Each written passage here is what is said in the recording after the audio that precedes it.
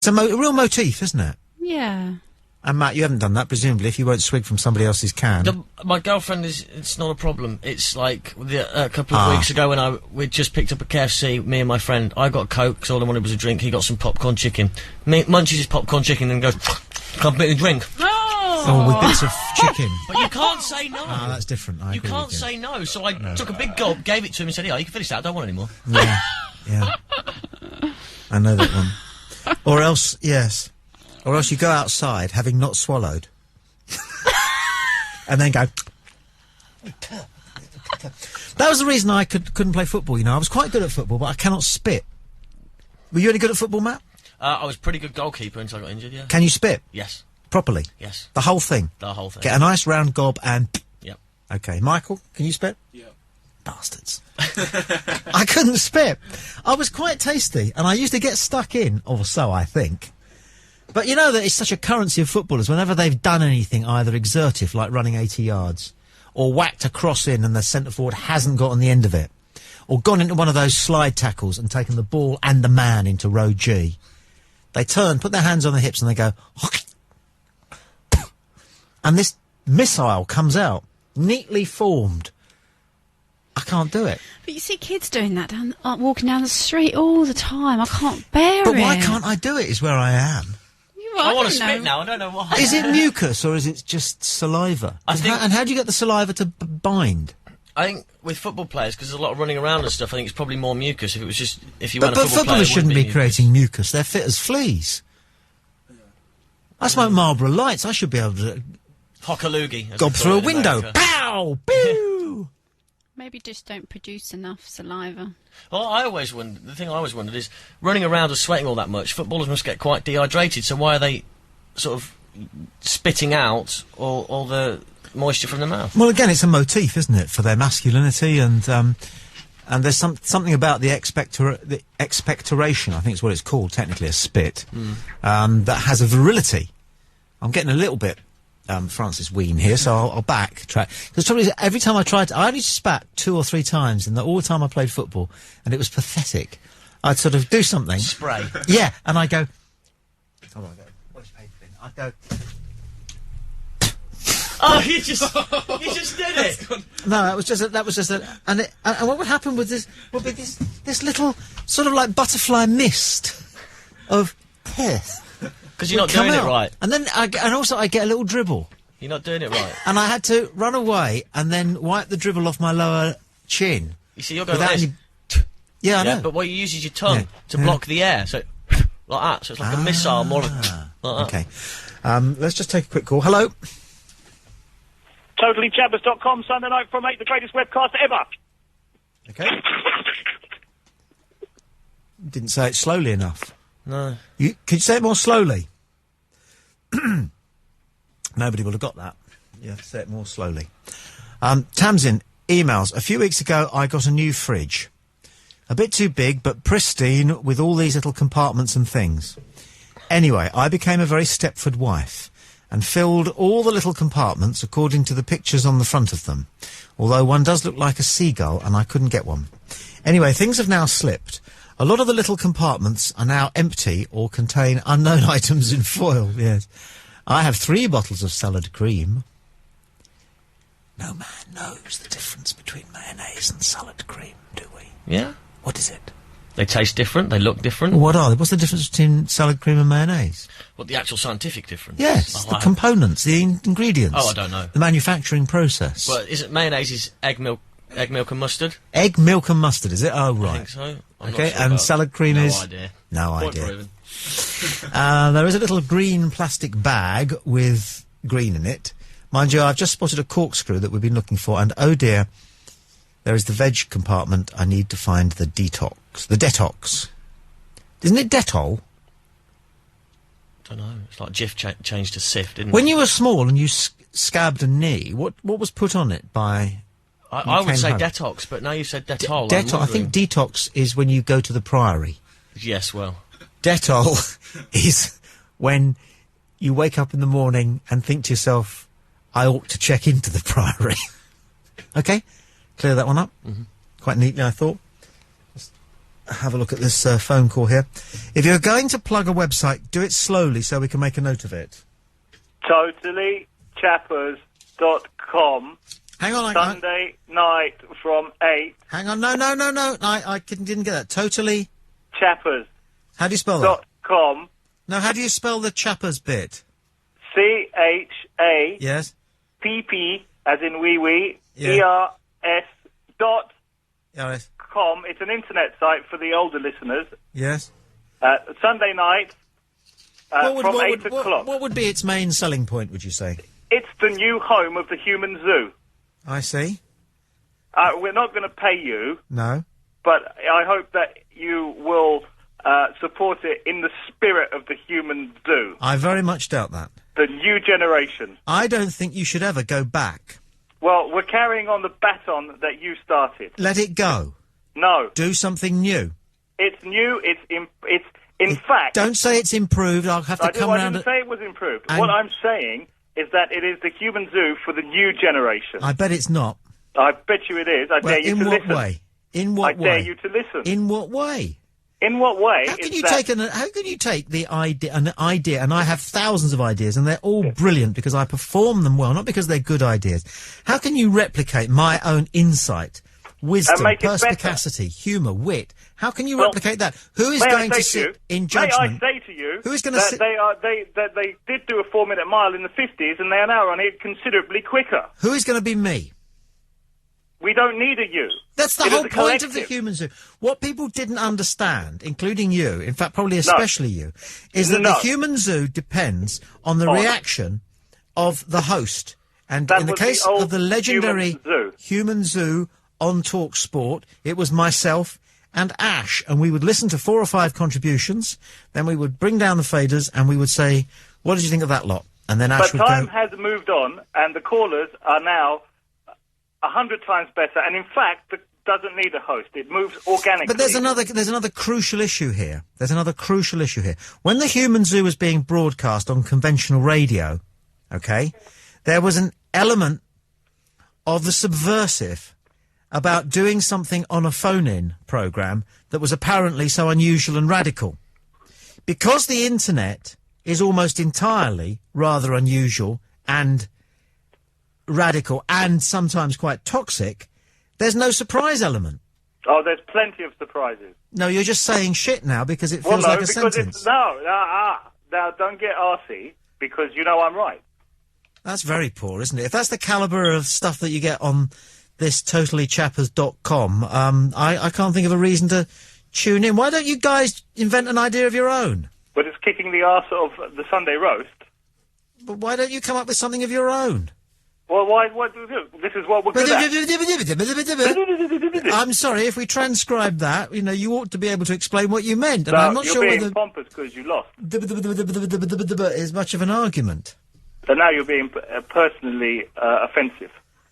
Well, I'm just trying to give you some help in life. Don't replicate other people's dead ideas. It's not What's the dead. point in It's very doing much that? alive. It is dead. The idea It's not is dead. dead. It's alive. It's Listen over. in. It doesn't See work. how it should be done. It doesn't work on the We've internet. taken it on a step forward. Well, explain that. In what way?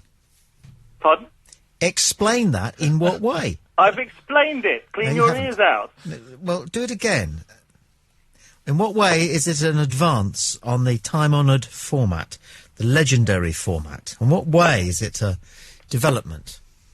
Well, it's developed in a way Yes. that when you did it, and you did it exceptionally well, I have to say. I do everything exceptionally well. Exceptionally well. Exceptionally well. It was Yeah. merely you gave the callers a sort of 10 to 20 second, of which I was one, Yeah. a 20-second period to perform in. And what you had was a scattergun collection of people who had stumbled out of the pub and some geeky people. Not Right. quite true. I gave people whatever they needed. If I could sense that they needed 45 minutes and one guy got 45 minutes, then they got 45 minutes. But a lot of people had prepared some little statement, such as the delightful "I want to have your children," or "You love Timmy Mallet." My personal favourite. Yes. What we have now Yes. is a collective of what I can only call artistes. I'm reluctant to have grown up yes. listening to what you did and moved the baton forward to the new generation. This is the point in the conversation where I would like to park our fine minds and just explore for a second. What have you brought to the human zoo that wasn't there before? We have. Well, you see, now you've caught me on the hop, but I will answer you honestly and from the bottom of my heart. Yes. And I will say what we have brought to the human zoo yes. is a continuation. Can I just explain to anybody who is listening who is completely bemused by this conversation? It is a little bit indulgent, but on the other hand, this is Play Radio, and we broadcast talk shows Monday, Tuesday, Wednesday, Thursday. Looking forward to Mike, who is Wednesday and Thursday's man. And on a Sunday night, we have this potpourri of laddishness, which is sponsored by Loaded Magazine, an excellent magazine with many, many fine journalistic qualities. But it does have this sort of, what's the best way of putting it? Would-be rival organisation who quite enjoy... Would-be? Yes, who quite enjoy... Would-be rival? Yeah, I'm explaining to the listener. Can you do... If you don't understand the importance of addressing the listener, you're not going to get very far with these audio enterprises of yours. I'm talking to the listener now. Listen, I'm no DJ. You certainly We're aren't. in it for the love. I am, you see. We're in it for the love. And I'm in it for and the love. that's what makes it so good. Yeah, well, I'll just finish the explanation. Sorry, carry on. All right, and they like to ring up and tease the main show, the Sunday Roast, by suggesting that they've got something up and running which is in competition with them. However, I mean, during the course of this conversation, I haven't heard anything totally.chappers.com that would... It's totallychappers.com. Yeah, something like that. Which would... Listen. Yes? Listen attentively and you'll get it right. Why do you guys come up with such stupid URLs? What? Why do you come up with such stupid names? What is Totally Chappers? You can't remember that. Of course you can. What is Totally Chapper? Chappers. You've remembered it. I've written it down in block Matt capitals. remembered it. Everybody's remembered it. In fact, all your callers remembered it last week. Well, again, that's just making stuff up now. So I'm quite interested in this homage to one of my many, many unique features in radio. But I would urge you to go out and create something of your own and let it be your own. Otherwise, when you suddenly realise that you're drawing your last breath and you look into the eyes of your gathered nearest and dearest, what will you say to them that you have done? A puerile version of somebody else's magic? Please. Please, I beg you, make something of your life. Climb your own mountain. Ford your own river. Cross your own plain. Build your own mansion. Do not live in somebody else's world. I rest my case.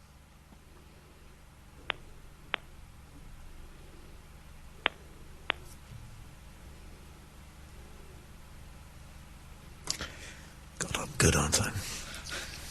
So, that's that sorted out. What's next? A cup of coffee here from Fiona. Michael, you're hanging in there? You show great powers of Let's have an ad break. Oh, we'll have an ad break. Good idea. Good idea. Here comes some commercials. Buy all of these things. Heard a song you love? Then help us by buying your favourite chart CD through Amazon. Just click on the banner at playradiouk.com. The National Internet Radio Awards 2008 have landed, and Play Radio needs your help. Play 2 UK has been nominated for a top award, and we want you to help us show the world why we're leading the way in the future of radio broadcasting. Only your vote will help us win this award, and voting could not be easier. All you have to do is click on the Vote For Us banner on the Play Radio homepage. Votes are limited to one a week, so don't be shy. Vote for us every time you check back into our website, Play 2 UK and the Internet Radio Awards 2008. Vote now and be part of our future. Play Radio UK have teamed up with Virgin Wines to offer you a massive 20% discount off your favourite wines. Visit playradiouk.com and click on the Virgin Wines 20% discount voucher to start saving now and have your favourite wines delivered to your door. Play Radio UK and Virgin Wines, for people who love their wine and a great deal. Just log on to playradiouk.com and click on the Virgin Wine 20% discount voucher and start saving today. Broadcasting live to the UK. News, information, entertainment, and the best music from the past 40 years. This is Play 2 UK. Tommy Boyd. Call 01243 55 60 60. Email studio@playradiouk.com. Skype play.radio.uk. Now, live from the south coast of England, The Tommy Boyd Show, only on Play 2 UK. I'm a commentator par excellence. Hack presents I Am the Best. The Closet Recordings of Alan Jones. I'm the Muhammad Ali of 2UE. Everyone must surely be in favour of drug testing. All the claptrap about individual rights and legal rights is just that, claptrap. Every player signs a player's registration form, which says in point 2 of that form, and I quote, I agree to undergo the... Oh, there's fucking dust in this studio. You know, if it was bloody John Laws or someone, the whole joint would be cleaned out. It's just fucking ridiculous. Written and spoken by Alan Jones for the amusement of the Triple J audience. Beautiful. Scott has emailed in Coventry. Thank you for this, Scott. He says, short clip attached. Great show tonight, you three. It's just really working. Sorry about the quality of the audio on the clip, but I hope it's good enough because it's a good one, OK? Let's see if we can get it up. Thank you for this, Scott. If you want to email a clip, studio... It's pure radio magic. Question number 1. Where is the cornea? Where is where? Go on. Where is the cornea? C-O-R-N-E-A. I don't know. You don't know? No. Who's that giving you the answers? You're not allowed to have cheats. So you want to play your Joker? Yeah. Right. If you play darts... Do you play darts? No and again. Now and again. What do you get 50 for? Where have you got to get the dart on the dartboard to get 50? Oh, the bullseye. Yeah, so, now you know that. Where's the cornea? Bullseye. 25. No, the bullseye is 50. Yeah. Oh, 25. But, yeah. So the cornea is... 25. It's on the 25 bit of the dartboard. Yeah. No, it's on the body. It's on the human body. So bullseye. Where's the cornea? On a board. Board of bullseye. No. 25. No, it's nothing to do with bloody darts. No. The clue there was in bullseye. Oh, it's actually on the body. So where's the cornea? 25. Do you work, Gareth? Pardon? Yeah, I do, yeah. What do you work as? Scaffolder. Scaffolder? Yeah. Any scaffolding ever fallen on your head? No, not yet. No. Whereabouts on your body would you have a cornea? On my head. See, I'm just going to pause it there. I think the quizmaster or DJ or whoever he is actually being pretty thick himself, because it's not a great clue, is it? No. He's trying to use the eye reference, isn't he? But he's ganging up on the guy and making jokes at his expense, which you shouldn't do. Like, has any scaffolding ever fallen on your head? But it's not a brilliant clue. When you set quiz questions, and I'm sure you've done it plenty of times with callers, Matt, yeah, and they don't get the answer, you're kind of tempted to give them a clue. And it's very difficult, isn't it?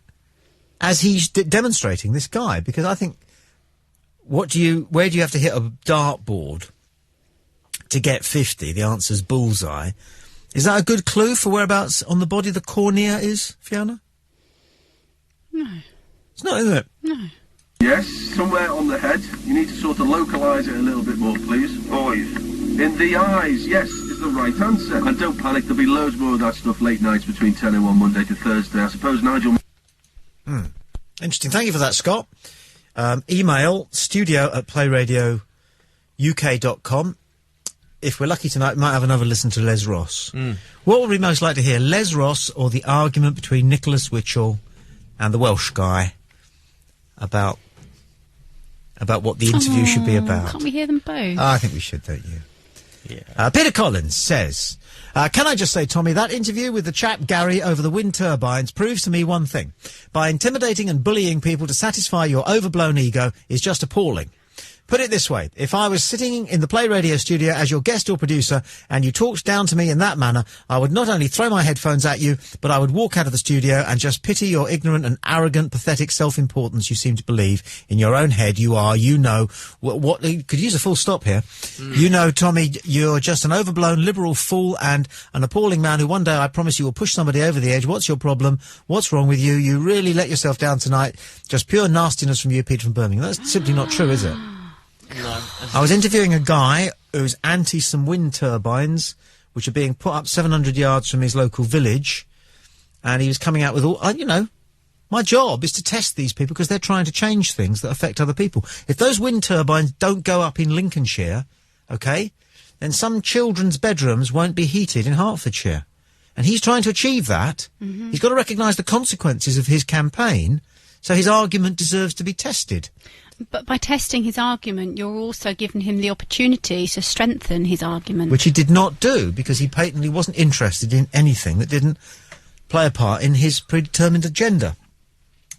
Going on a bit tonight now. I don't know. It's, I was just looking at the venom coming from Peter. Yeah, the venom, isn't it? I'm a bit worried about him, actually. I think he needs to calm down a bit. It's Eduardo again. Let's take a call. Good evening. Can I just remind you, from 9 to 10 on your roast is actually called the Human Zoo Hour. So that sort of blows you out of the water. No, it doesn't. And in any case, if it does, it is at least a proprietary version. And it's also a piece of nomenclature that is under review. This is another caller, dear listener, with a very tiny point to pick and make over and over again, which is very disappointing. But then that's very much the vernacular of the internet, isn't it? Miniature irritations decorated with a little bit of toxicity. Very disappointing. Where's the spirit? They don't like to hang around and argue, really, do they? I don't mind. Let's take another call. As soon as he answers, we'll need an answer. In my neck, turn it down. It's all in the press 30 seconds ago. Will you please turn that down, Phil? Hello? Hello, what do you want now? I'm trying to run a show here. You need to kick it forward. I'm getting cross now. Right. Let's stay with email, shall we? Andy Keeble has said, you just have to laugh, publicly found on Digital Spy. Should we ever listen to that? Yes. What are you guys up to over there? They're on the other side of... Are you holding hands? They are on the other side of a bank of monitors, so I can only ever... We could be doing anything. I can only see Fiona from the sort of nostrils up. And Matt, I can see him from... I can see his chin, because he's biting his lip again. Stop chewing your lip. Right. So, what do we want here? What they're showing you there is an article from a forum called Digital Spy. Yes. That says Peter Chapman's new show has been running for 4 weeks now, and it just gets better. A lot of Ian Lee's contributors get on it, and NTTBS is virtually caller-less now on Play Radio UK. Right.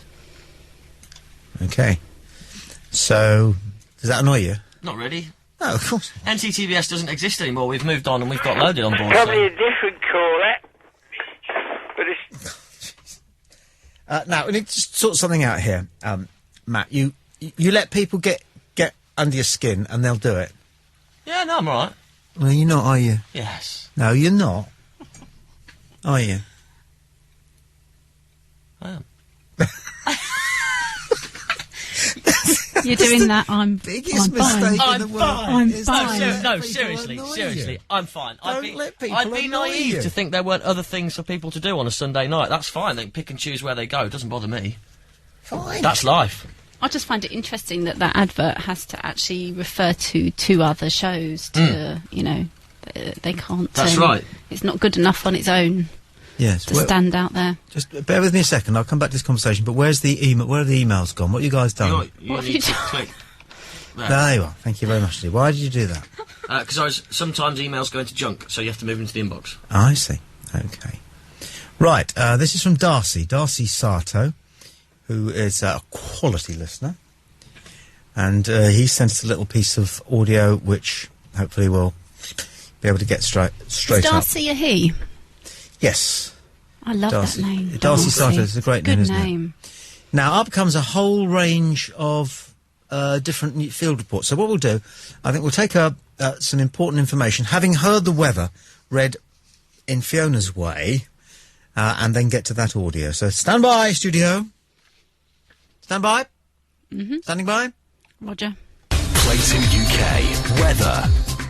Cloudy and misty but mild across much of England and Wales with occasional outbreaks of rain. Elsewhere largely dry with clear spells and some fog patches. Rain over northwest Scotland later. Tomorrow there'll be occasional light rain across southern England and Wales. Some fine spells elsewhere with scattered showers following. You're up to date on Play 2 UK. PlayRadioUK.com is offering you the chance to get your hands on rock, metal and punk t-shirts plus other band merchandise from just £11.95. Also includes free UK shipping. For more details, click on the Loud Clothing banner at PlayRadioUK.com. The National Internet Radio Awards 2008 have landed, and Play Radio needs your help. Play 2 UK has been nominated for a top award, and we want you to help us show the world why we're leading the way in the future of radio broadcasting. Only your vote will help us win this award, and voting could not be easier. All you have to do is click on the Vote For Us banner on the Play Radio homepage. Votes are limited to one a week, so don't be shy. Vote for us every time you check back into our website. Play 2 UK and the Internet Radio Awards 2008. Vote now and be part of our future. Mick Brown on Play 2 UK.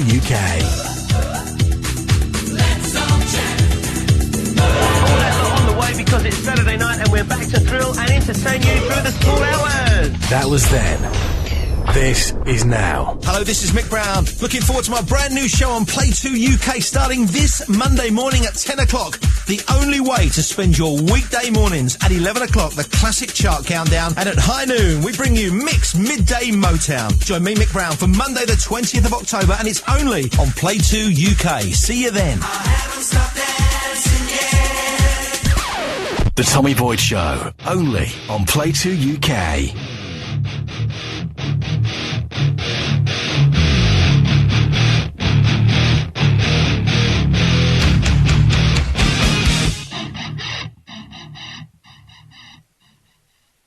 Matt and me are having an argument, so can you come back in just a second?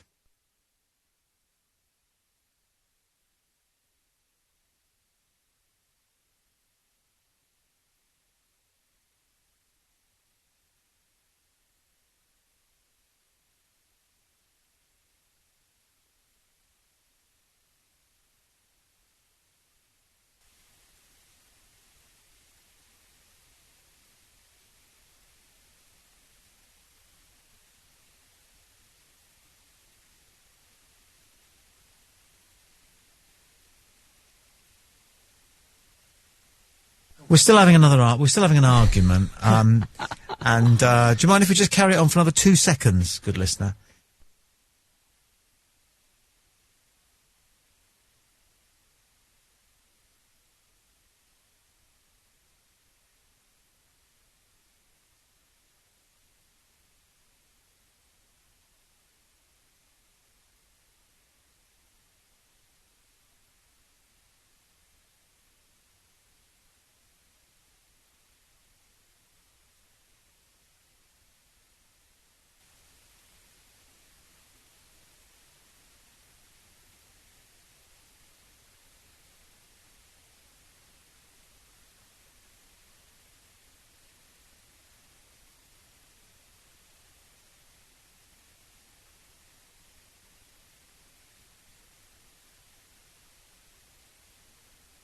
Right, we finished our argument. Sorry about that. It wasn't a very good argument, was it? Well, not really. It wasn't an argument as such. No. It was a discussion. It was a professional discussion. Yeah. I know what we should have done. You know, we should have played this during the discussion. That would have... Where is it? Hold on. We should have played this. Damn. You missed an opportunity. Yeah, it would have been so perfect. The test card music, of course. I was going to suggest it, but I was frightened to say a word. You should have jumped in. What, in between you two? Oh, just a couple of old tarts going on.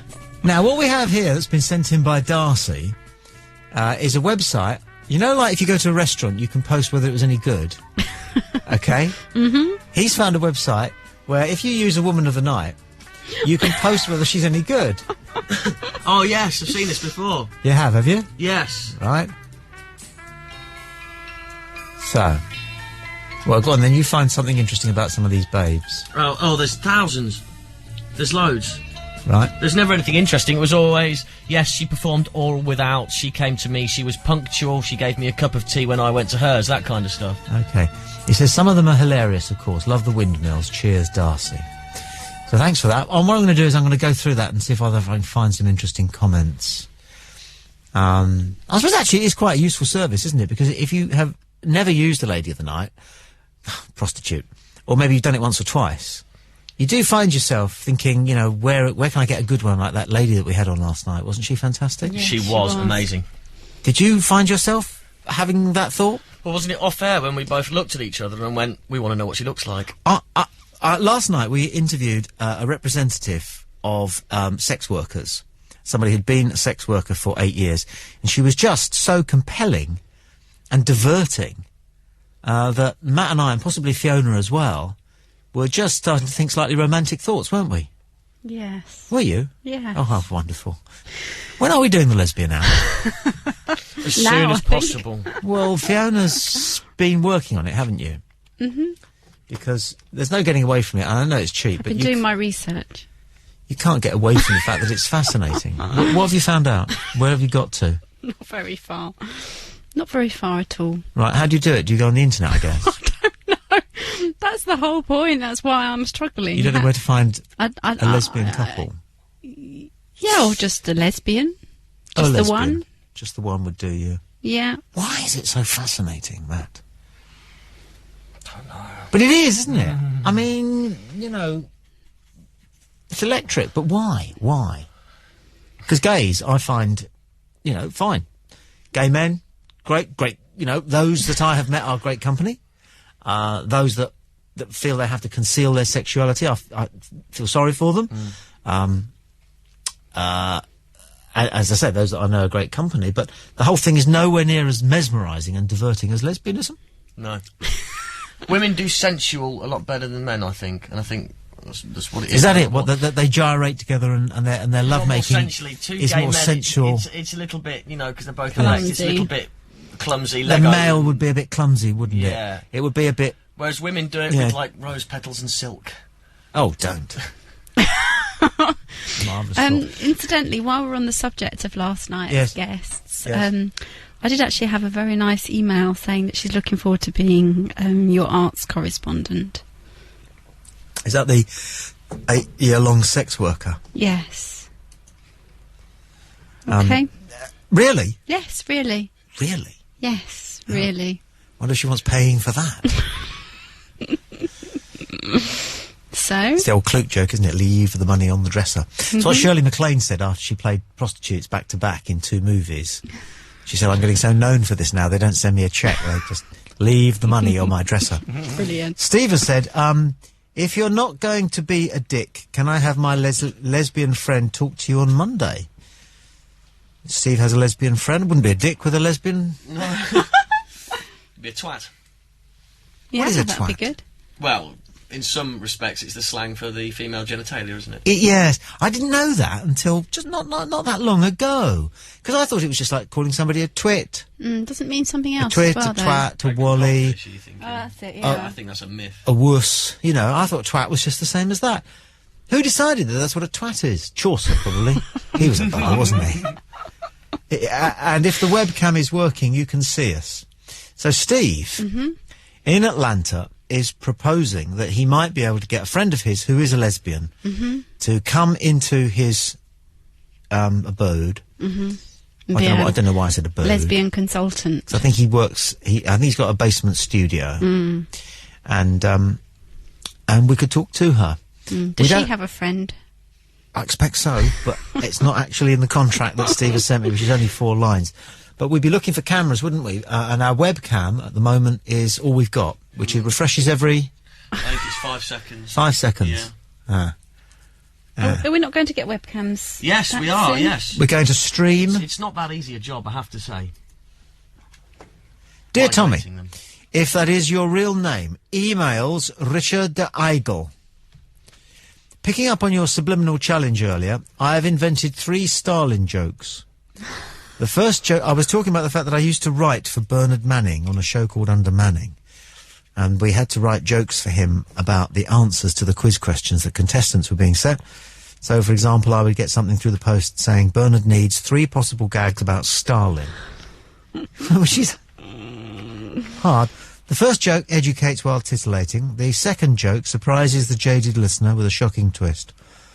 The third joke is a barrel scraper designed to make the audience leave the auditorium feeling superior about themselves. This is quality stuff. It is. No. So, first joke about Stalin. In the deep depths of the Kremlin, a colonel sees Stalin coming quickly down the corridor, muttering to himself. Coming to attention and clicking his heels, he says, "Comrade leader, that is wrong." It's a bit German, isn't it? "Why are you rushing?" Rushing? I'm not rushing, I'm from Georgia. yeah, that's... See where it's going. You needed to know how to pronounce the rushing. Yes. I'm Russian. Sounds more Scottish, though. Well, I'm just trying to make the pronunciation of the word rushing sound like Russian. I'm Russian, me. Can you Anyway, do that, though? No. Question 2. Where does Stalin keep his armies? Pause for audience to say, up his sleeveys. Up his sleeveys. Yeah. He's dead, you fool, he hasn't got any armies. He's... Okay. Yeah. Okay, and what's the similarity between Joe Stalin and a drunken big cat? One's lying in state, and one is a lion in a state. That's quite good. Yeah. It's very good. I like it when listeners do a bit of thought work. that themselves and not ripped off the internet, then fair play. No. Fair play. Fair play to him. That's something that Mick McGarkey always says after a football match, isn't it? You know, the boy done well. Fair play. Mick McGarkey. McGarkey? Yeah, Mick McGarkey, the Dundalk manager. I don't, Do you know the guy I mean? I don't He's got a know, moustache. really, Fair play to the guy. Oh. Now, this is a suggestion. Piece of audio has come in for Yorkshiremen, possibly... Should we pay the rent first? Shall we tell the listener to buy these things first? Or take the sketch? Let's Buy take them this. now. Okay. Oh, no, take the sketch. Yeah. No. Because it's a trail ahead, you see. So coming up, still to come. Oh, of course, yeah. I hate still to come. Why 3 in a row. Still to come. They do that.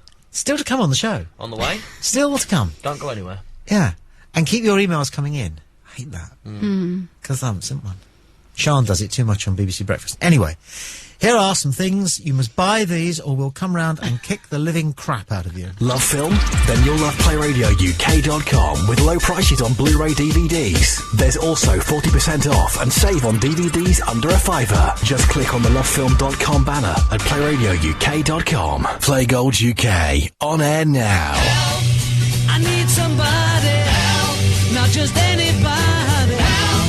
You know I need someone. Help. Play Gold UK.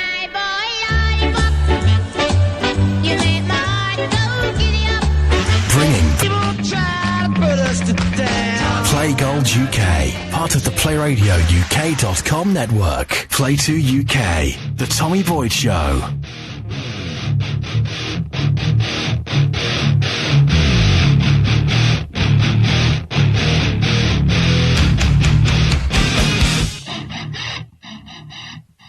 So, here are the 4 Yorkshiremen from Monty Python, and this is so true.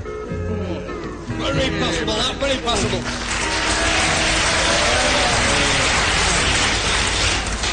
Aye, we can't beat a good glass of Chateau de Chasselet, Josiah. Right there, Obadiah. Who'd have thought 40 years ago we'd be sitting here drinking Chateau de Chasselet? Aye. In them days we was glad to have the price of a cup of tea. Aye, a cup of cold tea. Without milk, more sugar. Or tea. In a cracked cup and all. We never had a cup. We used to drink out of a rolled-up newspaper. Best we could manage was to suck on a piece of damp cloth. But, you know, we were happy in those days, though we were poor. Because we were poor. My old dad used to say to me, money doesn't buy you happiness, son. He was right. I was happier then. And we had nothing. We used to live in a tiny old tumble-down house with great holes in the roof. A house? You were lucky to have a house. We used to live in one room, 26 of us, no furniture, and half the floor was missing. We were all huddled in one corner for fear of falling. You were lucky to have a room. We used to have to live in corridor. Oh, we used to dream of living in a corridor. Would have been a palace for us. We used to live in an old water tank at a rubbish tip. Got woke up every morning by having a load of rotting fish dumped all over us. House? Well, what would I say house? It were only a hole in the ground, covered by a couple of foot of torn canvas, but it were a house to us. We were evicted from our hole in the ground. We had to go and live in lake. You were lucky to have a lake. There were 150 of us living in a shoebox in middle of motorway. Cardboard box? Aye. You were lucky. We lived for 3 months in a rolled-up newspaper in a septic tank. We used to have to get up at 6 in the morning, clean the newspaper, eat a crust of stale bread, go to work down the mill, 14 hours a day, week in, week out, for 6 a month, and when we got home, our dad would thrash us to sleep with his belt. Luxury. We used to have to get out the lake at 3 a.m., clean the lake, eat a handful of hot gravel, work 20 hours a day at mill for twopence a month, come home, and Dad would beat us about the head and neck with a broken bottle, if we were looking. Well, of course, we had it tough. We used to have to get up out of shoebox in middle of night and lick the road clean with our tongues. We had half a handful of freezing cold gravel, worked 24 hours a day at mill for 4 months every 6 years, and when we got home, our dad would slash it in two with bread knife.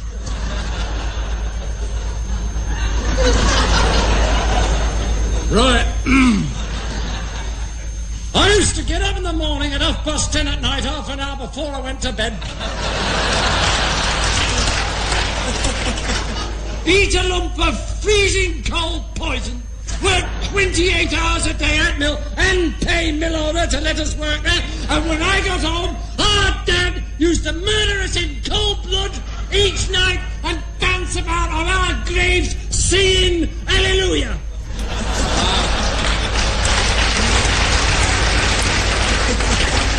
Now you try and tell the young people of today that, and they won't believe you. No. It's one of the great sketches, that, isn't it? Mm. Do you know any Northerners? I know. Yeah, of course I do. They are a bit like that, aren't they? They are. Yeah. Fat Steve has added to his Skype offer of a friend of his who is a lesbian on the show on Monday.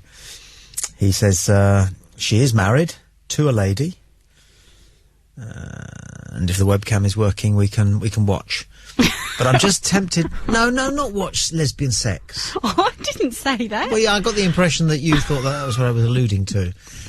But we'll talk intimately about women's love for women and how different it is. Because I get lesbians because I love women. Mm-hmm. So what's the mystery there? Mm-hmm. I can't understand why women love men. 90% of the time. Yeah. Frankly, stupid, inarticulate, Yeah. pig-headed. Don't understand women. Got hideous bits, and they like drinking and football. Whereas women like the same thing. I'm amazed that all women aren't lesbians. Interesting. So we'll talk to Fat Steve and his married lesbian friend on the show on Monday. Shall we pencil that in? Yeah. Whatever that means. Sounds good to me. Now, Ray, who is listening in Windermere, Florida, says, I'm a great fan of the Jerky Boys, and here is a link to one of their prank calls applying for a job. Shut the fuck up! I'm gonna... Yeah, auto mechanic. Yeah. Looking for a job. I'm looking for a job. No, I've got to... Okay, you have experience? Yeah, 7 years. 7 years? Yeah, I work on race cars. You have inspection license? I work on race cars. Okay, you have inspection license? Special what? Inspection license. You are inspection? Oh, inspection. Sure, I have all that shit, tough guy. Okay, talk to my boss. Right. Okay? Yeah. I tell him everything. You have a 7-year experience. Put your boss on. I'll talk to him. Hello? Yeah. Yeah, may I help you? Calling about the job. What do you mean, what about the job? Are you applying for a job? That's right, tough guy. Yeah. Yeah. I work on race cars. Excuse me? I worked on race cars for 18 years. On race cars? Yes. You have New York State inspection license? Yes, I do. All right. Where are you working now? Well, right now, I just had to leave an old job because the difference is with my fucking boss. Huh? I had problems with my boss. You got troubles with your boss? Right. Uh-huh. Well, I'll tell you what. You can come down and see me tomorrow. Yeah, huh? Should I bring my fucking tools? Excuse me? Should I bring my toolbox? Wait a minute. I'll tell you what. Call me tomorrow. Call you when? Excuse me? Call you when?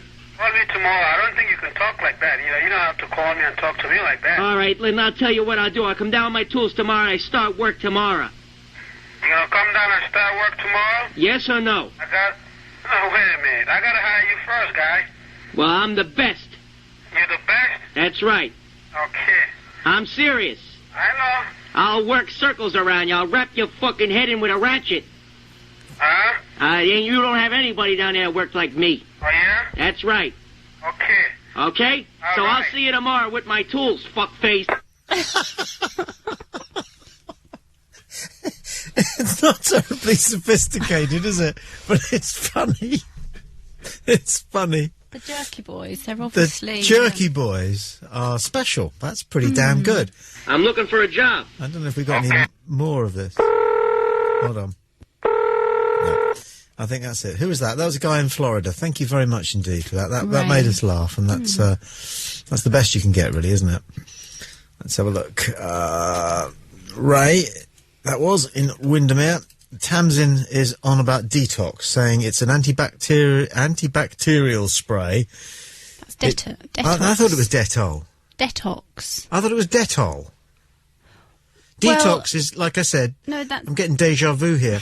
Detox is what you have when you go to the Priory. That's detox. That's 1 T. That's what Amy Winehouse gets. Yes. Detox. That's 1 T. Detox. Dettol is one of those mysterious brown liquids. Looks like Listerine, but when you put it in water, it goes white and creamy. Yes, Dettol. Dettol. But I think detox is a kind of part of the same group. Okay. I know when somebody's making something up. Okay, hello again, Tommy, Fiona and Matthew. This is Peter from Birmingham. I'm not being nosy, but you went out off air earlier and had an argument.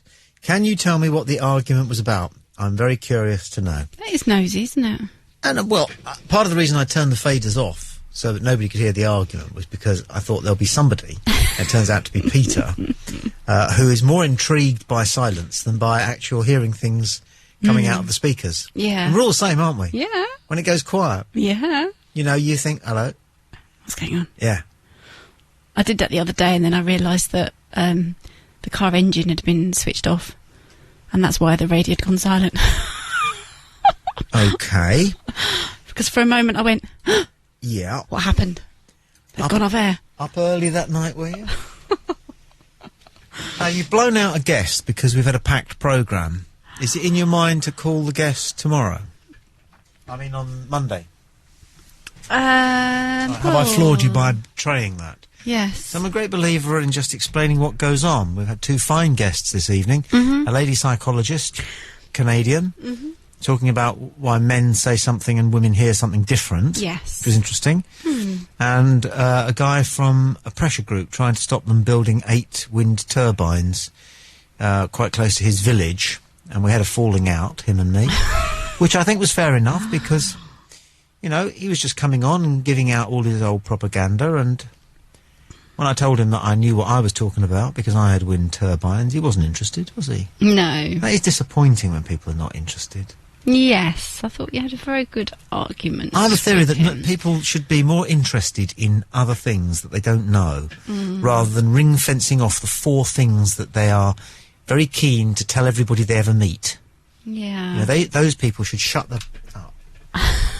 In my own view. But we may well return to the subject of wind turbines. Okay, all right. Well, I have this then. A fine radio prank.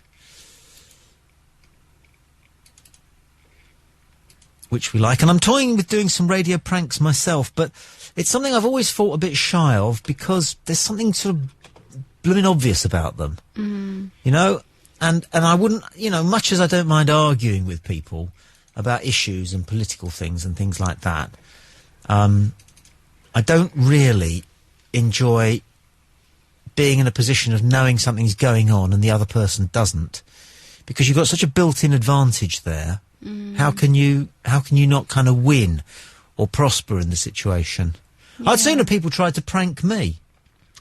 Do you remember Jeremy Beadle doing a radio show? You know, obviously he used to do all the Beadles About thing. Yes. But then he did something on the radio very similar, where he used to, during his radio programmes, send out listeners to go and play pranks on other people up their street. Do you remember that? Vaguely. I always thought that Beadle was going to trounce us all by appearing at his own funeral. Or his memorial. Because he's a guy I know from way back. Jeremy Beadle is a British prankster. Who did very well on primetime Saturday evening television. Just pulling stunts. Candid camera sort of stuff, really. But he told me on more than one occasion that his ultimate prank was to die and then be there with a beard at his own funeral.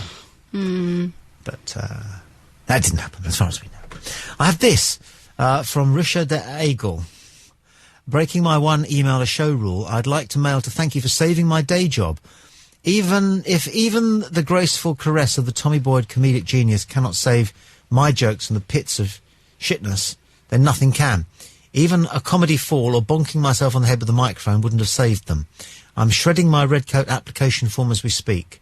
I was hoping to get loads of birds throwing themselves at me, as I hear happens when you pull on the Redcoat blazer. Perhaps you could confirm this rumour to be true. It is true that when you're a Redcoat, or at least when I was a Redcoat back in the 70s, at the end of every evening, having taken a couple of beers, which you were allowed as part of your job, but all the punters, the Hillmans as we called them, or the Billies, Billy Bunter, they had taken even more. And you would go back to your chalet with a pocket full of chalet numbers. Brilliant. Yeah, you know, Patricia, 4196, Susie, 8123. And you'd coldly stand there going, no, don't you? Yeah, she was right. Between her and him, really. That was nearer. Really, which is, I think probably when you're in your late teens, early 20s, that's probably a perfectly healthy thing to do. Why did you become a Redcoat? Because I wanted to get into children's television, and I realised that to get into children's television, you had to be part journalist, part teacher, and part entertainer. So I qualified as a teacher, and I had 2 years as a stand-up comic, and several years as a various things, dolphin trainer, DJ, nightclub host. And then I had 2 years in Fleet Street. That took me 6 years, and I was 24, and I had the credentials, and the job came up, and I got it. So that's why I will always believe that sometimes there is justice in life, and if you want something and you work hard for it, then and you work sensibly for it, then, you know, there's always a chance. Because that meant a lot to me, getting that particular job, which was the ITV version of Blue Peter, called Magpie. Because when I was a kid, I used to watch it and think to myself, that has to be the best job in the world. The guy is climbing church steeples, he's diving with the dolphins, he's, you know, driving tanks, and he only works 2 days a week. And that was what the job was like. He only worked 2 days a week. I'm a bit too young to remember Magpie.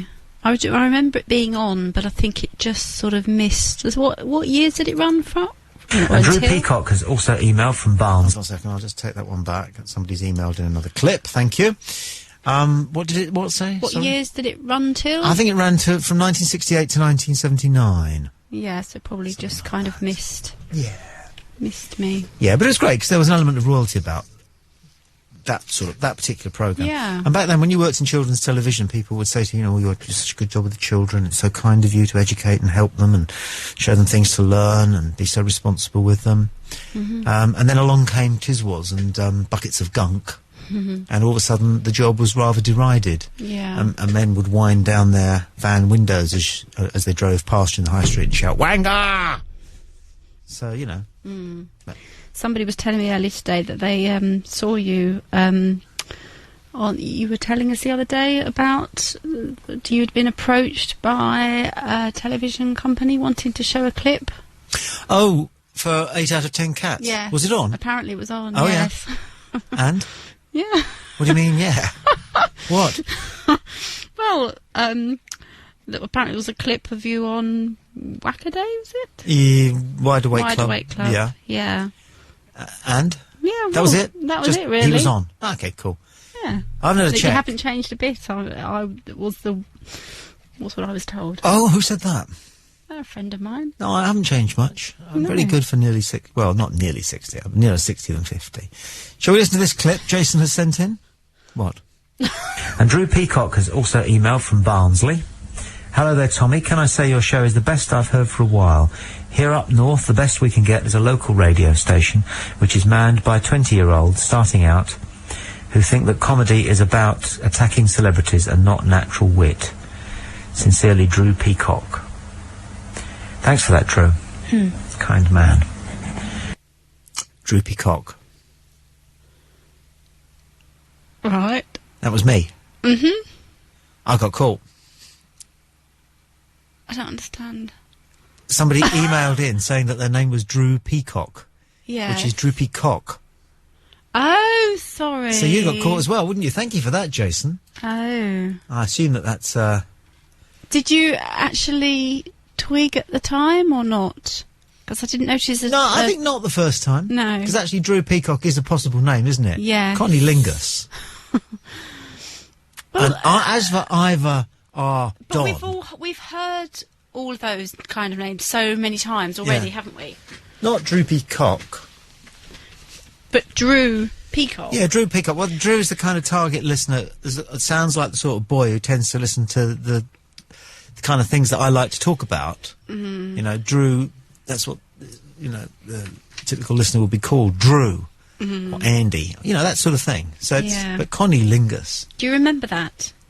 Yeah, because actually they emailed me quite a lot as Drew Peacock. Right. I think there I was caught by it. I don't know, does this sound as though I know what's coming? Hold on. And Drew Peacock has also emailed from Barnsley. Hello there, Tommy. Can I say your show is the best I've heard for a while? Here up north, the best we can get is a local radio station, which is manned by 20-year-olds starting out who think that comedy is about attacking celebrities and not natural wit. Sincerely, Drew Peacock. Thanks for that, Drew. Kind man. No, it doesn't. Take a call now what? And one of these days, I'm going to what you call a phone. What? Now Wait, what? stop ringing there. He sounds a bit drunk now, doesn't he? Oh, Fiona. Phil? Have you been drinking? Hello? Have you been drinking? Just talking about something.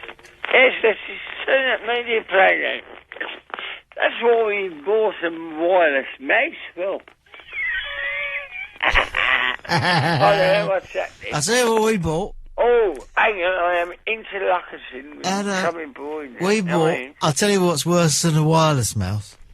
Is a wireless printer. Well,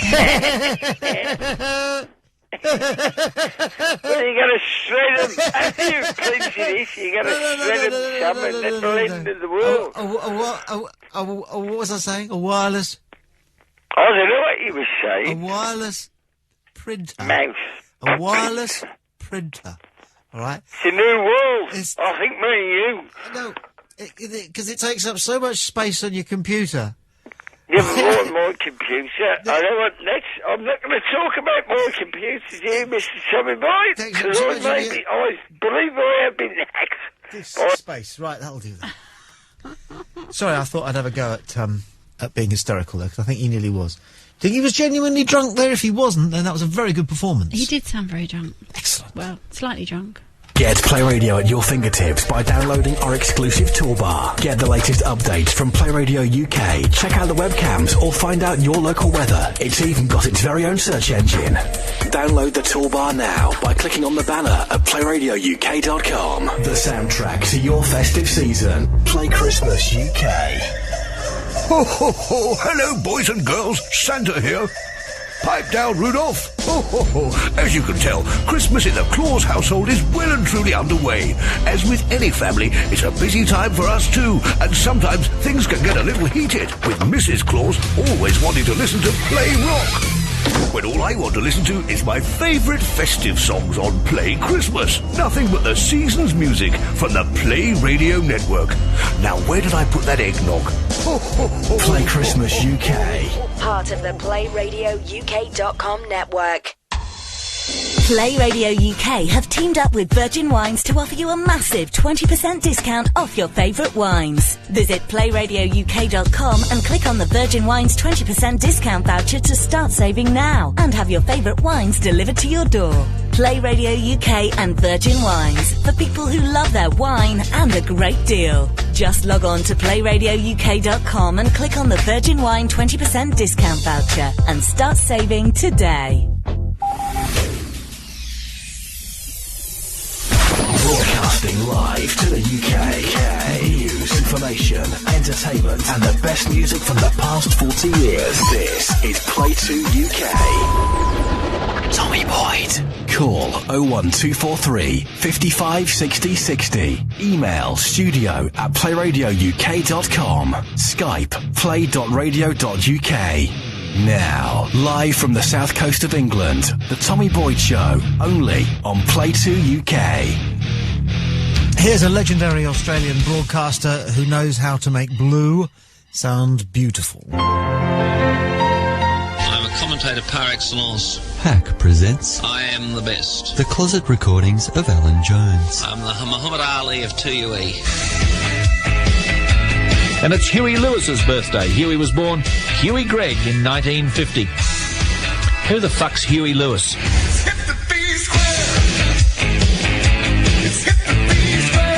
Who was the stupid dickhead that said they couldn't take the show? Who was he? That bloke walking around in the white shirt.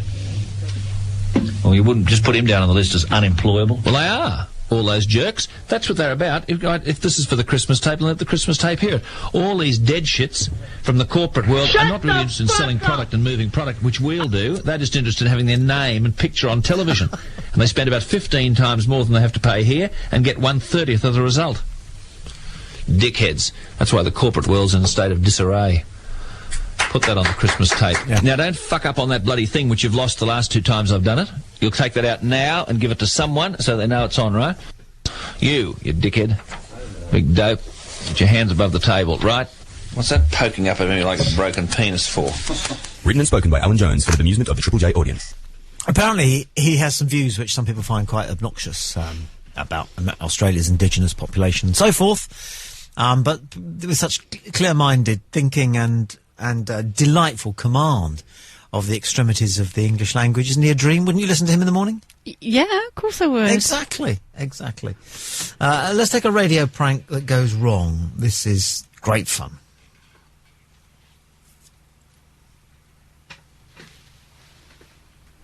Hello, Lois. This is Mike. I'm the personnel director here at your husband's work. Oh, hi. How are you? I'm fine, and how are you? Fine. Lois, are you sitting down?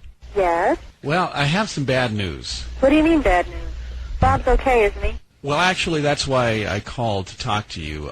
It's about Bob, and I know that he's been an employee here for a very long time, but I'm afraid we're going to have to let Bob go. What do you mean? Wait, that's not very fair. He's been very loyal to you. Look, I can understand you feeling that way. Feeling that way? You don't understand. We just had a baby. No, I understand that. This is a very hard time to do this kind of a thing. Yes, it is, but Bob has kind of forced our hand on this. Why are you firing him? We caught him doing his secretary on his office desk. Oh, that son of a bitch! Look, I know you're upset. Upset is not the word. That stupid, rotten son of a bitch. I can't believe this. He's on his way home right now, and he's going to need your support. Put my I'm going to change the locks on the door. I'm throwing his outside on the front lawn. He can just have it all. I'm not even going to be here when he gets back. And now, I don't feel so bad about his brother. Louis. It's a joke. Your husband put us up. It's your birthday. Happy birthday. How about that? Isn't that fantastic? Now I don't feel so bad about being his brother. Isn't that fabulous? That's good. Huh? That son of a bitch! Oh, don't you realise this is a really bad time to be doing this kind of thing? We've just had... The son of a bitch! I'm not even going to be here when he gets back. Now I don't feel so bad about him and his brother.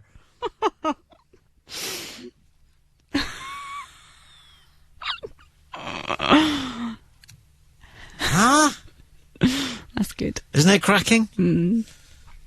This one's up there.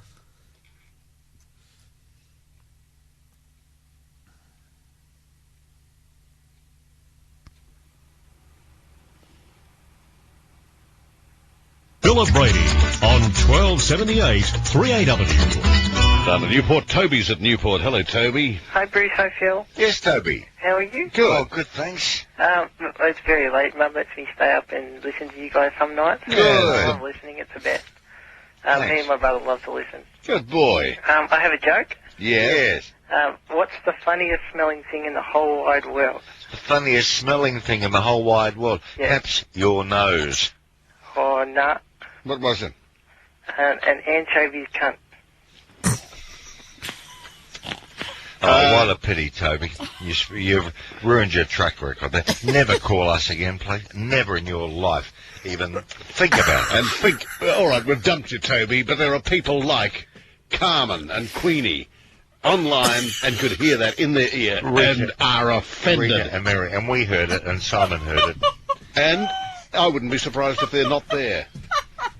So you've ruined it for all of us.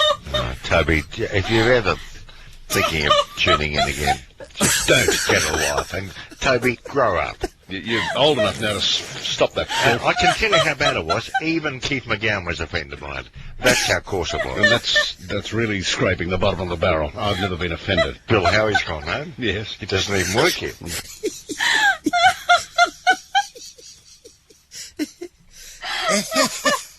Oh, dear. What was even funnier is that I could see if, presumably, those two old boys that were, you know, on the... but I could see on video there, pictures of them, were obviously the presenters. Yeah? Two old boys. Starch shirts. Yeah. The guy says it's the funniest smelling thing, and the guy tries to anticipate it. Your nose? No.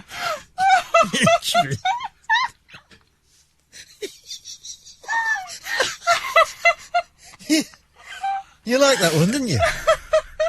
Yeah, right. Because the thing is that better? That's better than the other one with the wife. Yeah, because they were sort of. Do you want to hear it again? Come on. All right, let's hear it again. This has got the game going. This is 3AW Radio. Australia. Philip Brady on 1278 3AW. Down to Newport. Toby's at Newport. Hello, Toby. Hi, Bruce. Hi, Phil. Yes, Toby. How are you? Good. Oh, good, thanks. It's very late. Mum lets me stay up and listen to you guys some nights. Good. I love listening. It's the best. Me and my brother love to listen. Good boy. I have a joke. Yes. What's the funniest smelling thing in the whole wide world? The funniest smelling thing in the whole wide world. Perhaps your nose. Oh, nah. What was it? An anchovy's cunt. Oh, what a pity, Toby. You've ruined your track record there. Never call us again, please. Never in your life even think about it. And think, all right, we've dumped you, Toby, but there are people like Carmen and Queenie online and could hear that in their ear and are offended. And Mary, and we heard it, and Simon heard it. And I wouldn't be surprised if they're not there. So you've ruined it for all of us. Toby, if you're ever thinking of tuning in again, Just don't get a life. Eh? Toby, grow up. You're old enough now to stop that filth. I can tell you how bad it was. Even Keith McGowan was a friend of mine. That's how coarse it was. And that's really scraping the bottom of the barrel. I've never It's been like offended. they're really trying Bill to Howie's sort gone of home. dig Yes, themselves doesn't out even of work this. yet. You know. Well, I don't know why they didn't just move on. On the other hand, it was good fun listening to them getting all indignant in case, you know, they were in any kind of peril for broadcasting. Because they didn't dump it. Did they not dump it? No, they didn't dump it. Otherwise, I don't Right. think we'd have it.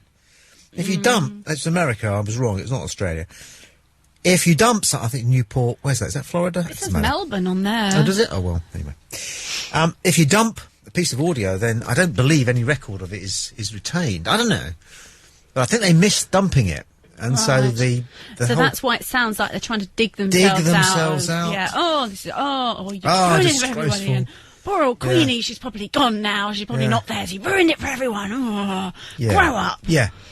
Yeah, you're supposed to sort of apologise straight away if somebody swears or says something, violently defamatory. Apologise, and all that kind of thing. It's just, before it happens, he's obviously trying to paint a picture that he's a innocent boy that really should be in bed, but he's staying up, because his mum lets him stay up. That's the whole and then thing. He set it up quite well, the kid, hasn't he? Yeah. He's obviously not a kid, though, is he? No.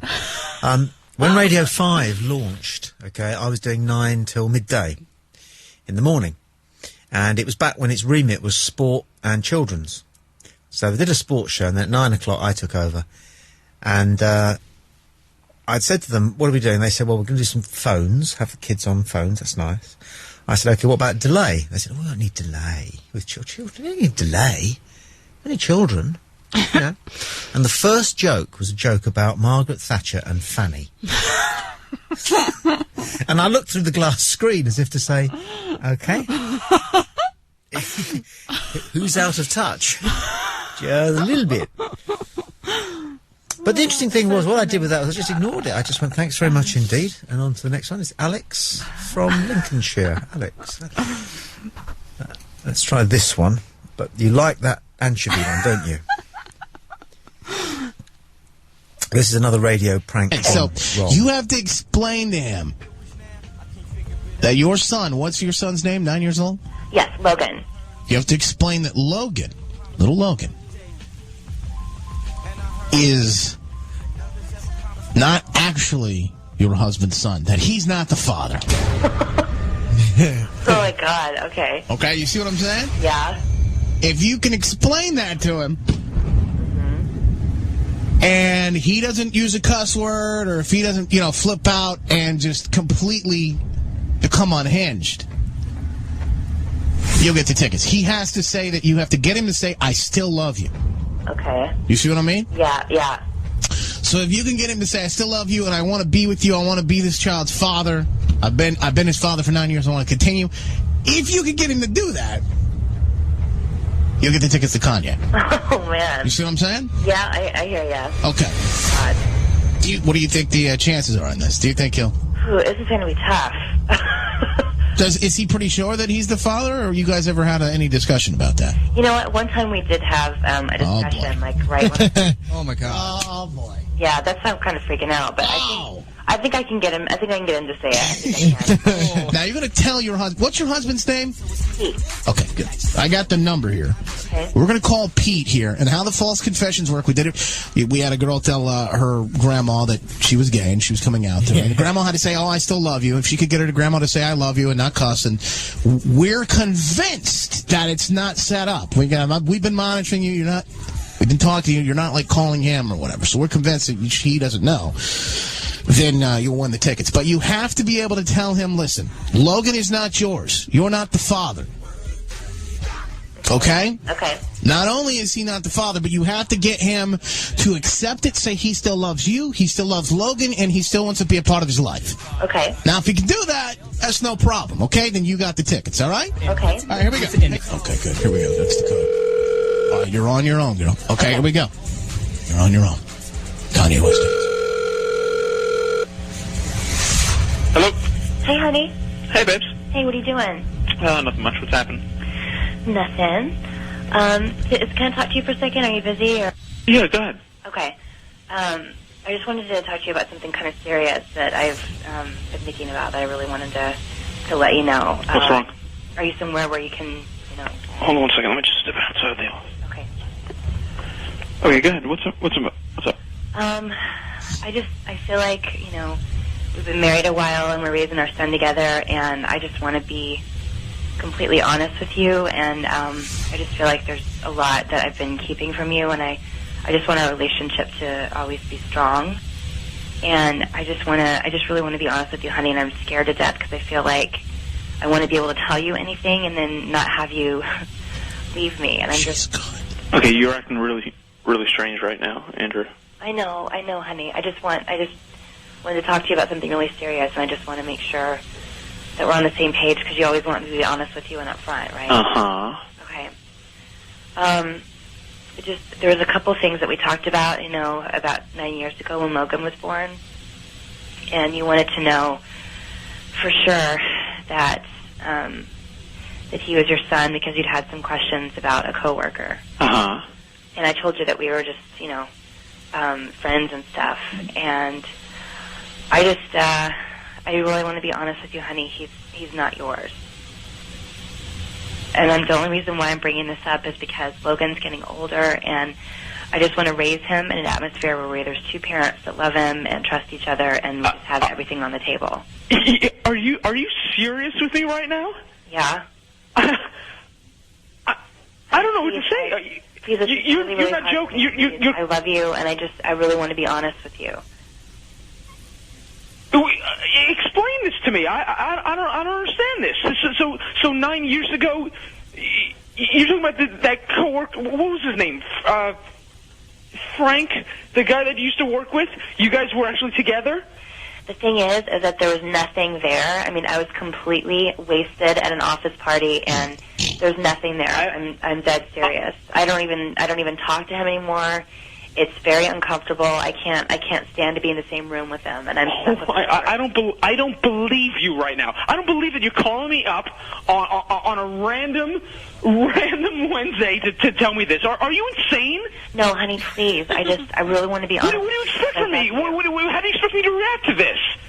I know that you'll be mad, but I'm hoping that we can work this out. Are you crazy? We can work this out?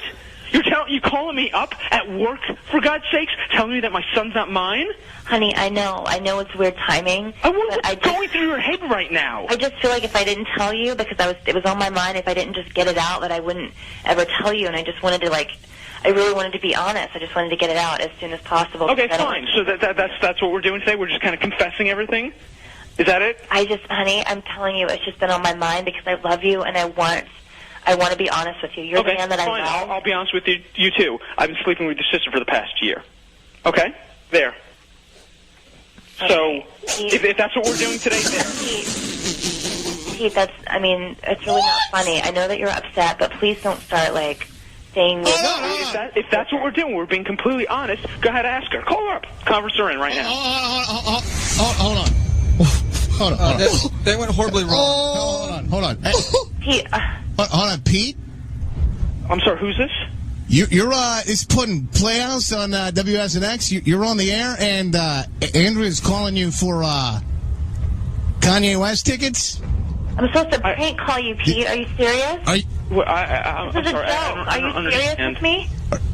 Pete, just tell me, are you serious, yes or no? I was just joking with you to get Kanye West tickets. Please?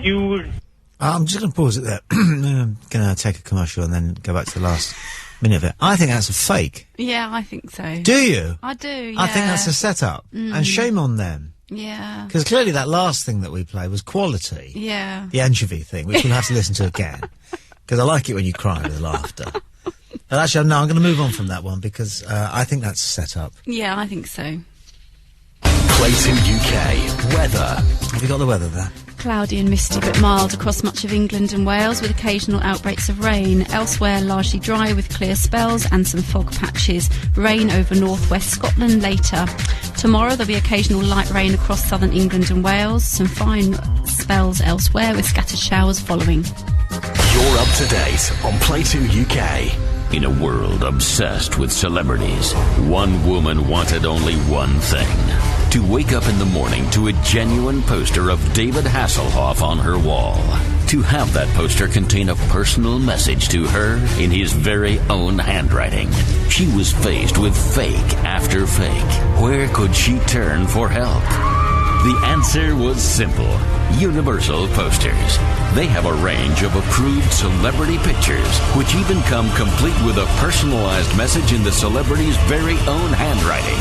This could all be yours for just £7.99. So go to playradiouk.com and click on the Universal Poster banner.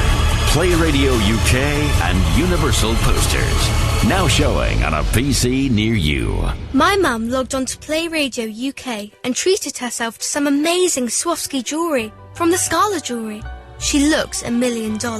You should see all the other mums and dads' faces when she picks me up from school. She's the classiest mum ever. She said the Scala Jewellery is handmade in Italy with Swarovski stones. Mum said if I'm good, she'll buy me some of the Scala Jewellery when I'm a bit older. Have a look for yourself. Go to playradiouk.com and click on the Scala Jewellery today. For perfect personalised cards for any occasion delivered through the letterbox, go to playradiouk.com/Moonpig. Tommy Boyd on Play 2 UK, the original cunning linguist. I've got a suggested prank call. Link that's been Skyped to us by Wellesley. We'll get to that in just a second. Steve's on Skype. Steve? Yeah, that American radio clip, that was clearly fake. I think Fiona was right. Yeah, it was, wasn't it? In fact, I've called... you can make like $50 a pop. This is something they hire a lot of comedians to do, to make these calls to radio stations because they can't do these things with members of the public. No. No. And if they do, once I called, they had this like 16-year-old girl, and she was pretending to be my daughter, and she did a prank where she was telling me that she backed the car into the family garage, and once I pretended to be the #1 Ultimate Fighting fan. Wait. You earn money pretending to be a caller who is interesting either because you're duped or because you're stupid. Yeah. Wow. Wow. And is this big in American radio? Well, yeah, and the thing is, it's like the guy who does it, he's based out of New York, but he has clients all over the country. So there are these morning shows, and they can't by law, do these things to real people. Yeah, I kind of suspected it of a couple of things that I was toying with playing tonight, and part of the entertainment value lay in, is this real or fake? I've got quite a lot of tapes at home that were sent me by an American guy who does a comedy. I don't know if it's an afternoon or a drive show. He's very good, and I think he does all the voices himself. But there are one or two voices. Yes, but there is a guy like that. I think his name's Phil Hendry. I'll make a note of that. Phil Hendry. He doesn't do all the voices himself, but he does his tech op, who is called Al. So he says, "What's going on today, Al?" Oh, not a lot. Really? Well, what's that new piece of equipment that you've bought in the studio? Oh, it's a lie detector. It's a lie detector. You strap it up, and if you talk shit, it gives you a shock. Okay, let's do it. It's like that. Which Yeah. I thought I did rather well, actually. But anywho. Yeah, you get rid of Matt and Fiona. Yeah, no. Thank you. Phil Hendry. And how much did you get for doing this? Did you say, Steve? $50? $50 a time. Really? Well, that's not bad, is it?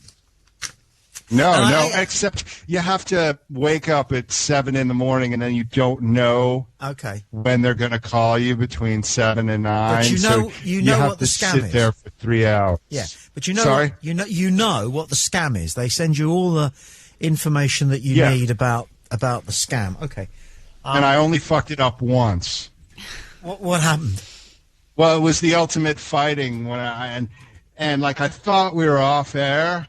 And the guy says to me, "So you're going to be going to the big Ultimate Fighting thing this weekend at the whatever dome?" And I'm like, I don't follow that shit. And they had to dump me and everything. And Is it live?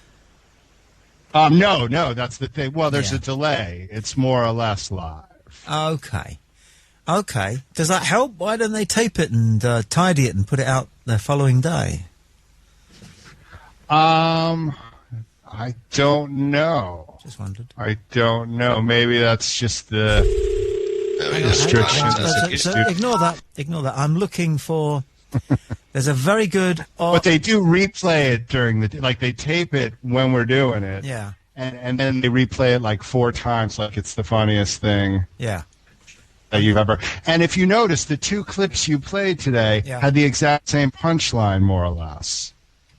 Which was? The woman was sleeping with the guy's brother. Oh, yeah. And then the guy was sleeping with the woman's sister. Yeah. I'm just looking for a guy called Whackhead. I think he's a South African guy who I Sounds found. like a very sober and sensible Just stay there. Stay with us, because I've got to put you on the same fader as this clip. It's 2 minutes 7 seconds long, and it's brilliant.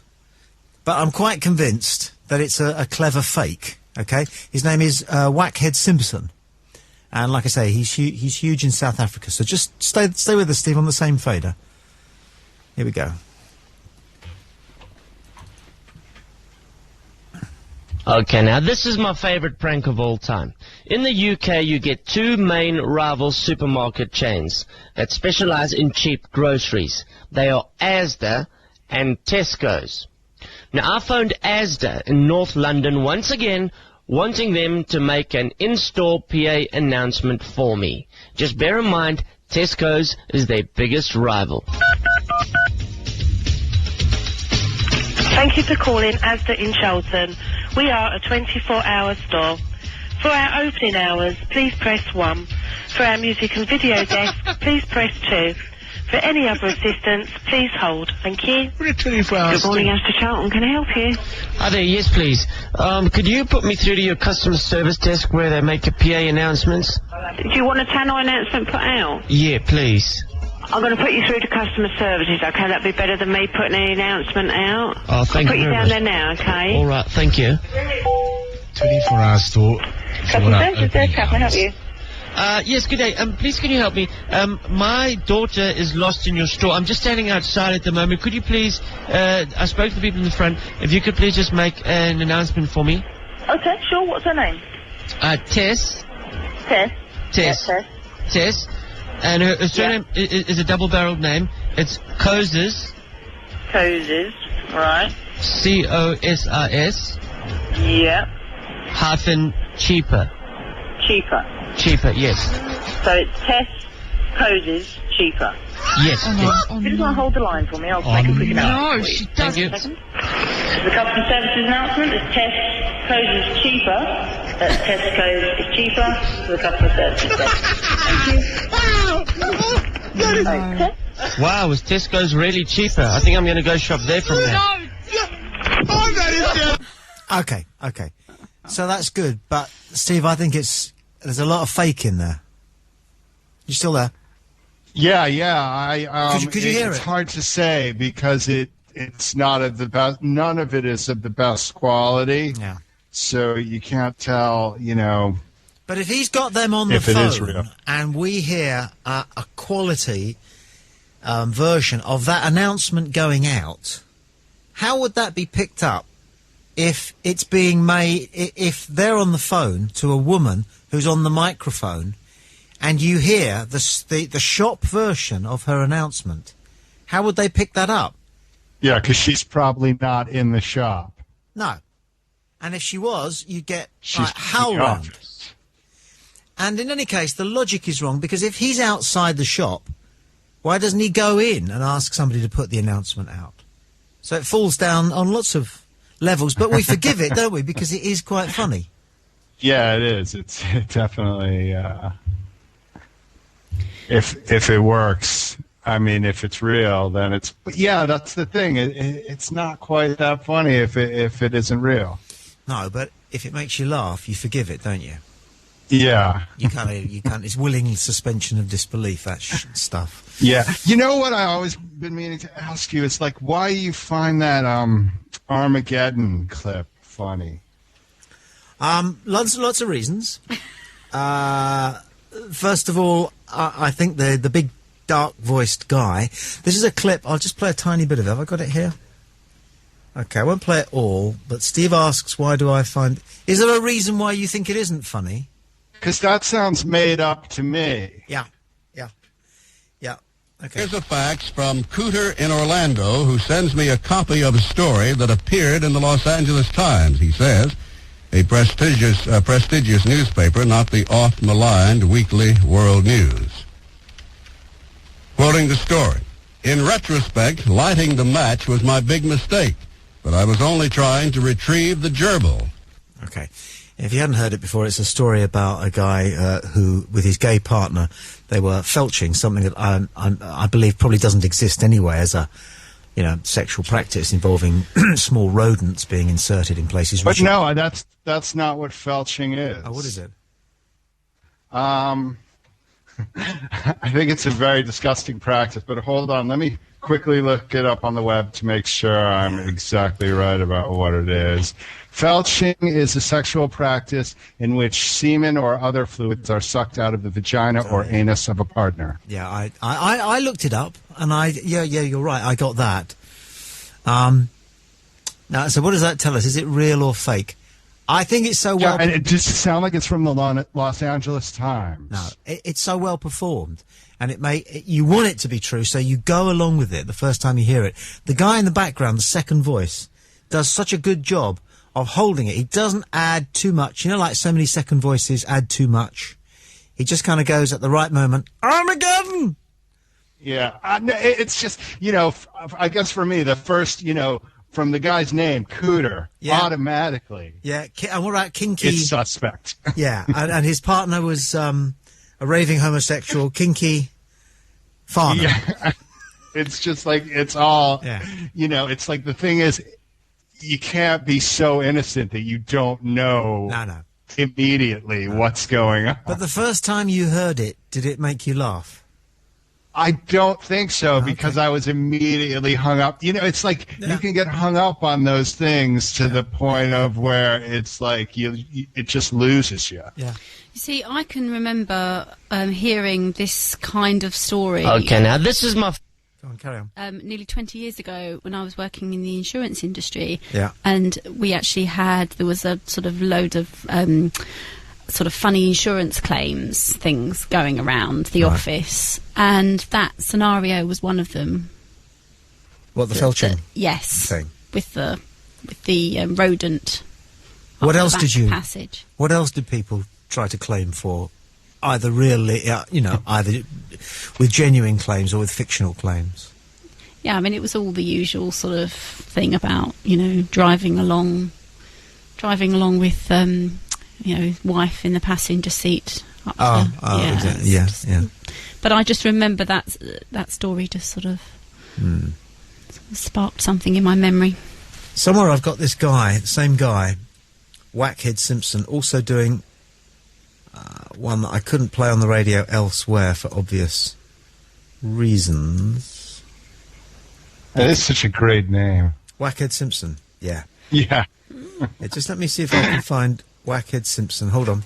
I think OJ probably would have been found guilty in the murder trial had that been his first name. Very good. Yeah. Hold on, what is it? Should that be a K in there? Start again. Yeah, that's a good point. That's all right, I got it. No, that's all right. I really like this relaxed thing that we get kind of later on. I'm trying to write Wackhead Simpson wake up call. And if I can find it, Steve, this one is definitely faked. Definitely. Well, the last one was. Yeah. Here we go. This one is good. But I think we'll all agree, definitely fake. 3 a.m. exactly.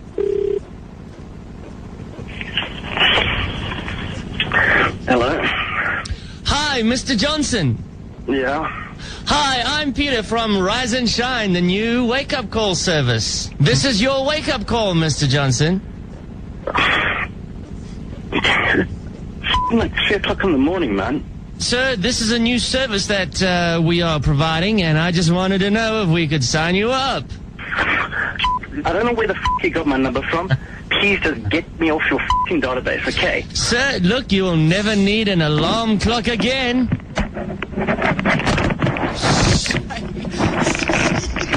and find the receiver. 5 minutes past 3. Yeah. Hello, Mr. Johnson. This is your second wake-up call. What the are you on about? Sir, do you know that by slamming the phone down, that acts just the same, like as if you were pushing the snooze button on your alarm clock? Isn't that great? You will never have to use your alarm again. Dude, listen, okay? I'm going to hang up again, okay? And if you f***ing phone me again, I swear to I'm going to do... Just... Yes, okay? Okay. What I would say is that the DJ there, Whackhead, he's kind of doing a fairly good job. But if that guy is acting, Steve, if that's one of your mates earning $50 for pretending to be a victim of a prank call, he's good. Yeah, I don't think that's fake. It's good, isn't it? Yeah. Yeah, I wouldn't immediately say that was fake. Because his reaction was, I think, just how you'd expect it to be. Yeah. But again, there are so many unlikelies about it. I mean, that's only fairly recently.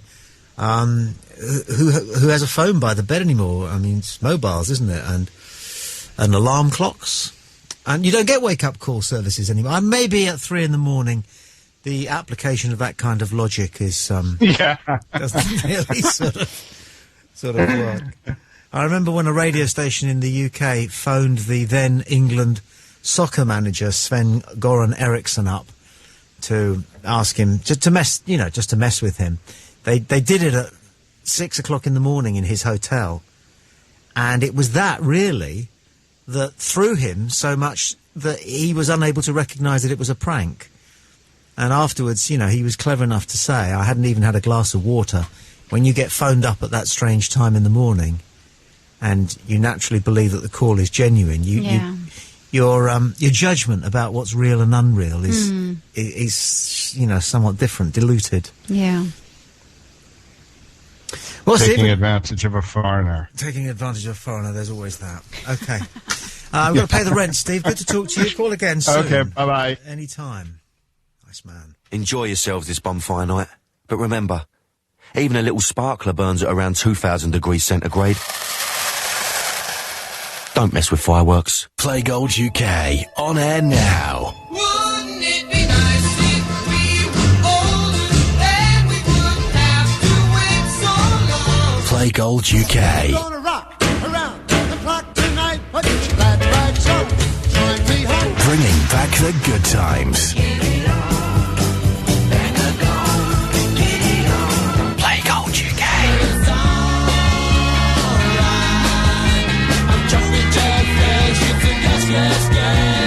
Play Gold UK, part of the PlayRadioUK.com network. Are everyday items stretching your family income to the limits at the moment? Me too. Well, I found this amazing website, comparison-plus.co.uk. It's amazing. You can compare the prices of thousands of products from all the big retailers.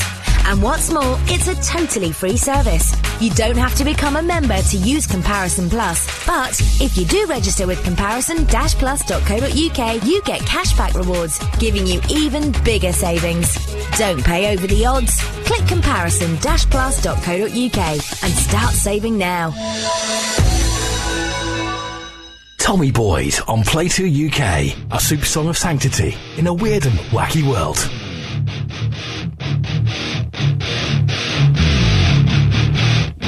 Emails, this from Darcy, who says, regarding punternet.com, we were talking with a sex worker and talking with somebody who is opposed to the sex industry last night, and Darcy has found a site on which people who go to sex workers can publish reviews of them in the same way that you might publish a review of cats or a local restaurant.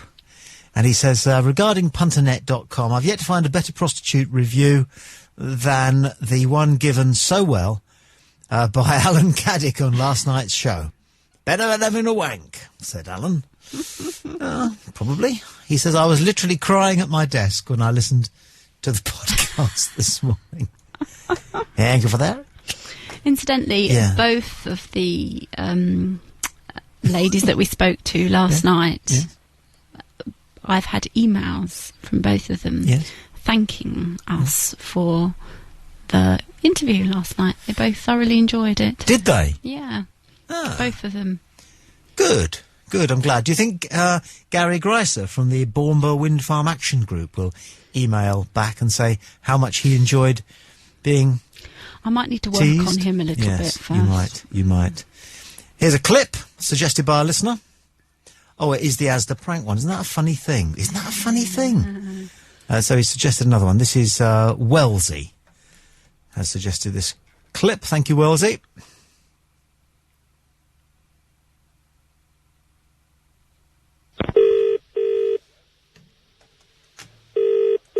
Cabinet office. All right, it's William Hague. I just wondered if Tony was available. I'll put you through to number 10. Hold a moment. Thank you very much indeed. One second. It's not William Good Hague. morning, it's- Downing Street. Hello there, it's William Hague. I just John wondered if Colshaw. Tony was around. Sorry, who's calling? It's William Hague. Hold on a moment. We'll keep you a moment. Cabinet office. All right, it's William Hague. I just wondered if Tony was available. I'll put you through to number 10. Hold a moment. Thank you very much indeed. Moment, just trying to find him for you. Good morning, Downing Okay. Street. Hello there, it's William Hague. I just wondered if Tony was around. Sorry, who's calling? It's William Hague. Hold on a moment. Never so sorry to keep We'll keep you. you a It's moment. nice just getting him from out of his room, okay? Hello, yes, that's keep you a moment. that's fine, that's fine. Blair's just getting him for us. Who did you say was calling? Oh, it's William Hague. Moment, just trying to find him for you. Okay. Sorry. We do get a lot of imposters, you see. Oh, well, I can well imagine. I know. I get quite a few. You know, we get the same at our office. So. Yeah, you're better now. Never so sorry to keep you. It's nice just Oh, that's getting great. him Thank you. from out of his room, okay? That's all right. Hello, yes, that's keep you a moment. that's fine. That's fine. Blair's just getting him for us. Who did you say was calling? Oh, it's William Hague. Hello? Hello, Tony. Yeah. Hello there, it's William Hague. Yeah. Just thought I'd, just phone it for a chat, say hello, see how you're getting on, that sort of thing. It's quite a good imitation. Well, that's, it's, I mean, we do get quite a lot of imposters calling our central office, so I can understand what the lady was saying when she was explaining that you get quite a few yourself. So, just thought we'd find out, how it is, how you're keeping, everything okay? I'm just trying to work out who it is, really. Well, of course, it's very well to get through the network, anyway. Yeah, you Tell you, sound like that, you must have taken them in very well on the switchboard. Well, no, all it was, I mean, I was talking to, John Prescott the other day, and he said that you wanted, that share exercise video that you were interested in having. Well, it's just that, we went to the car boot sale, me and Fionn, around the corner, and we've managed to find it. And so we've got that copy, and perhaps I can, let you have it in the Commons later today. Well, I think it would be very helpful just hand it over at Prime Minister's Questions. Well, I think that would be very good. Perhaps the two of us. A better exchange than usual. Well, I think so. Maybe the two of us, we could, stand in front of, Madam Speaker and do the workout together. Oh, I think he's gone. Was the Prime Minister not aware at any time that this wonderful tribute and greeting was coming from the Steve Penk Show at 95.8 Capital FM? Will the Right Honourable Gentleman tell us that? That was brilliant, wasn't it? Hmm. He did very well. Do you think that was And real? Tony Blair did very well as well, didn't he? Was that definitely real? That was definitely real, yeah. Turn it down. Definitely. What do you want now? Weren't you listening to that? We're just discussing John Colshaw getting through to Tony Blair, I pretending was he's... discussing that, funny enough. You were discussing that. You're absolutely hammered. Completely hammered, you are. I am not hammered. Completely and utterly legless. No, everybody else is hammered. Are you hammered? Yep. Yeah. You hammered? Yeah.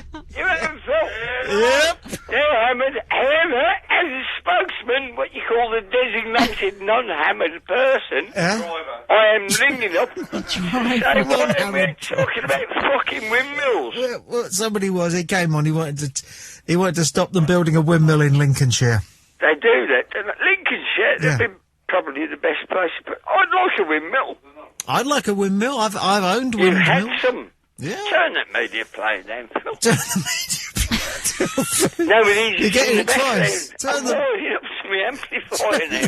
Turn the media player down. You're Yes. getting it Oh, twice. we're in charge here. I've got it. 52 weeks in. Yeah. Hit the fucking drop of the button now, Phil. Not Phil. What's your name? Tommy. I don't mind.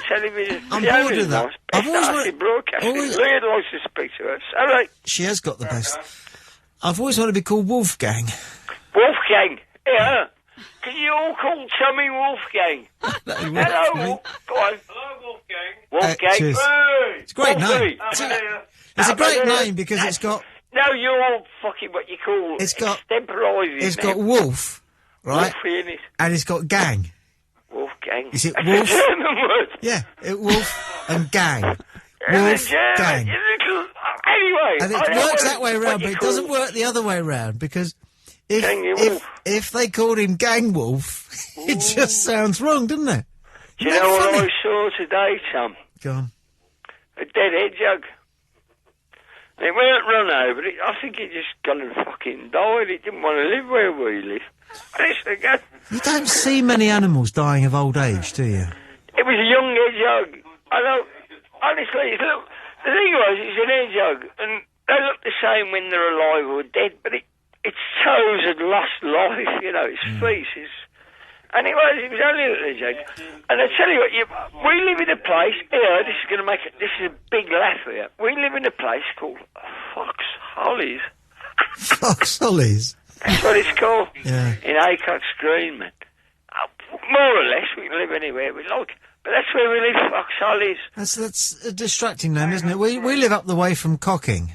Cocking. Yeah. Oh, I'll tell you when I was down in the south, it's not little pissing, it's sort of like piddling on the... Lower Piddle.